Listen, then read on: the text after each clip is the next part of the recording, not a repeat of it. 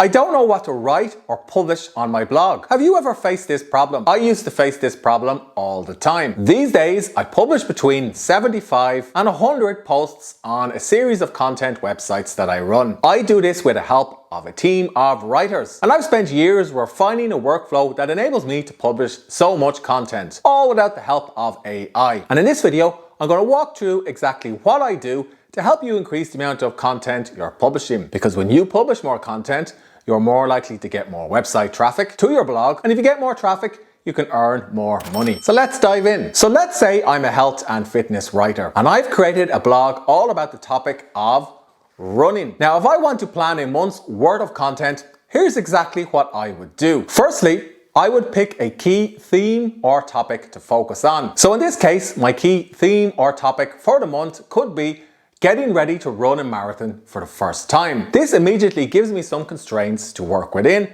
and helps me structure my content rather than going after something that's quite broad like running. And it also means I can be more specific about the types of keywords that I'm going to pick for my articles. Next up, I'd identify a number of sub-themes or topics related to running a marathon for the first time. Now, if I'm an expert in this area, I may already know what these are, but if not, I may need to do a little bit of competitive research or interview some potential readers. So as an example, when I trained for my first marathon, some of the key issues that I encountered included strength training, nutrition, the right equipment, training plans, pacing, fueling, and also recovery. There's lots of great articles that I could research related to all of these sub-themes or topics. Depending on my workflow, I may organize these themes or topics with the help of an outlining app. My favorite outliner app is Workflowy, and I have another video on the channel where I profile Workflowy in detail. Or you could use a mind map, or you could simply put notes into whatever writing app you're using on your computer. Don't worry, I'll also show you how a keyword tool can help as well. Next up, I'll consider the types of content I'm going to publish on my site. For example, am I going to publish lots of how-to guides? Am I going to document my journey getting ready for a marathon for the first time? Is the goal of the content that I'm going to write or publish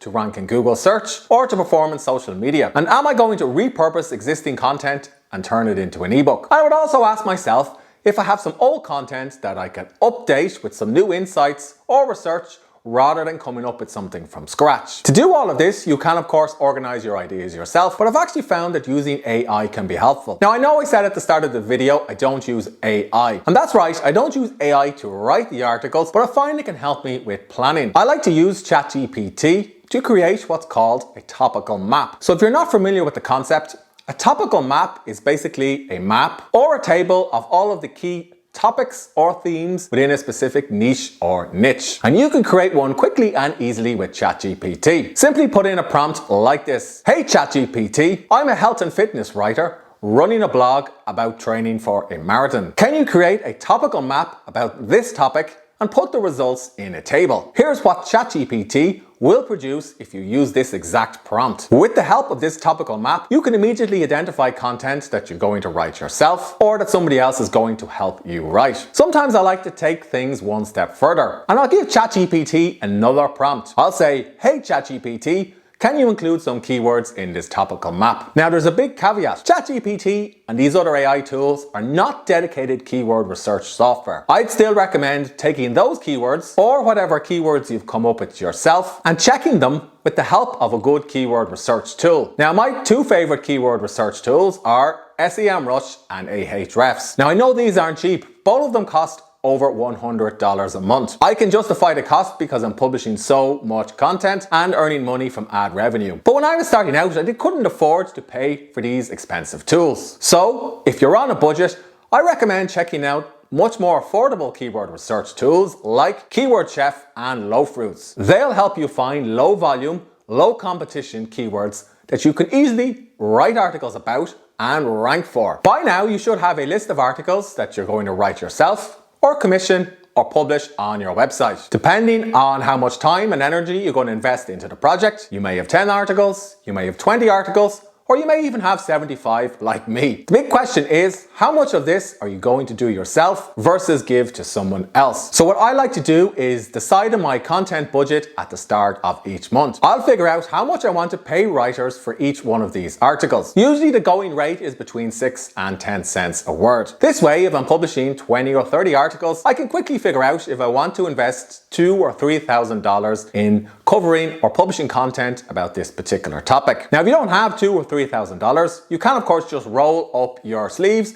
and write some of these articles yourself. And that's what I did with my site Become a Writer Today before I was able to hire freelance writers. I wrote much of the content myself each morning, and only when I started earning money from these articles did I start hiring freelance writers. Whatever your approach, I'd recommend refining your list till you have approximately 20 or 25 articles that you're going to focus on. Now you're going to use what is my favorite project management app for creators. Chances are you've already heard of it. It's called Trello and it's pretty easy to use. I like Trello firstly because it's free, secondly because it's really popular. So if you work with other people, you don't have to spend much time onboarding. And thirdly, it's ideal for a content publishing workflow. Simply create a new board for your publishing workflow for your website and add at least 3 columns: to do, doing, and done. On the to do column, you're going to add individual cards for each one of the articles that you want to write. Then when you're ready to write an article, you simply drag a card from to do to doing. And then when you finish the article in question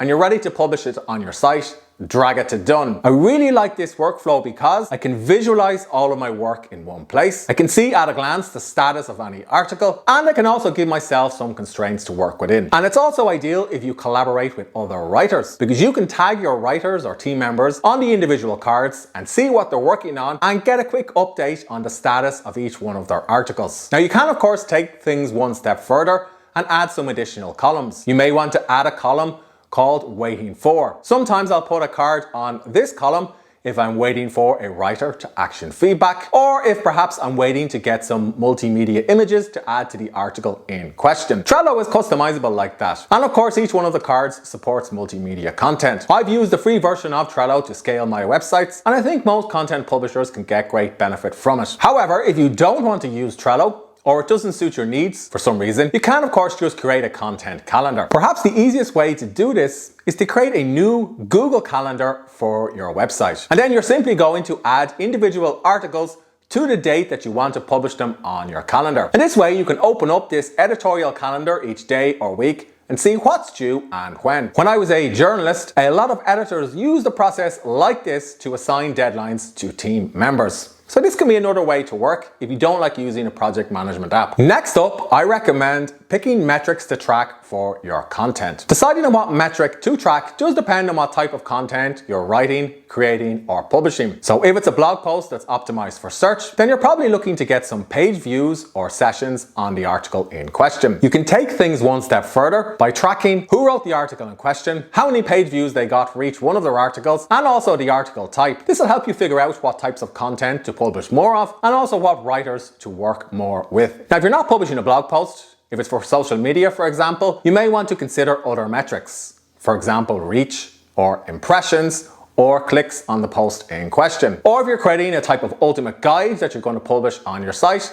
perhaps you want to track downloads for the guide instead. I do find it's helpful to pick one metric for a piece of content and track this in a spreadsheet so I can evaluate the performance of all of my content and figure out if I'm actually earning a return from my investment. If you're curious, here's how I earn a return on investing so much in content. I do it through 2 ways. Firstly, display advertising, and secondly, affiliate marketing. So with display advertising, if I publish a set amount of articles that rank in Google, my traffic should increase. And if my traffic increases, that means I earn more money from the ads on my content website. This in turn frees me up to invest more in more content or to take some profits. Secondly, if there's a product or a service that I recommend, like for example, a pair of trainers, and if somebody buys these trainers or buys this product based on my recommendation or the recommendation of another writer, I can earn a small commission. Now, the commission may not be much, but if you're getting a sizable amount of traffic, these commissions can quickly add up. At the start of the video, I described publishing 75 to 100 articles per month. It's kind of an arbitrary number. I publish this amount of articles because that's based on, firstly, the amount of money I'm prepared to invest in content each month, and secondly, the amount of time I'm prepared to invest in actually researching, planning and publishing content. So you don't have to publish 75 articles, you could just be fine with 5. Whatever your approach, I do recommend separating content planning from content creation. Spending an hour or two to do this work up front at the start of the month will mean you'll never open up WordPress and wonder what you're going to publish next, or whatever your blogging software is. Secondly, I recommend confining yourself to a few chosen tools. You don't always need fancy software to get more website traffic or to earn more money from content that you're going to create. As an example, I write most of my articles using the Markdown editor Ulysses. My team members or freelance writers prefer Google Docs. For creating images, I either buy stock images from Shutterstock or I use Canva to create images. I use Trello for project management, and for editing my articles, I work with an editor, but I also use the premium version of Grammarly. There's lots of other great tools out there I'm sure I could use to scale my content publishing, but it's got me this far. What questions do you have about publishing content? Let me know in the comment section below. Oh, and if you want to get more videos like this, don't forget to subscribe to the channel.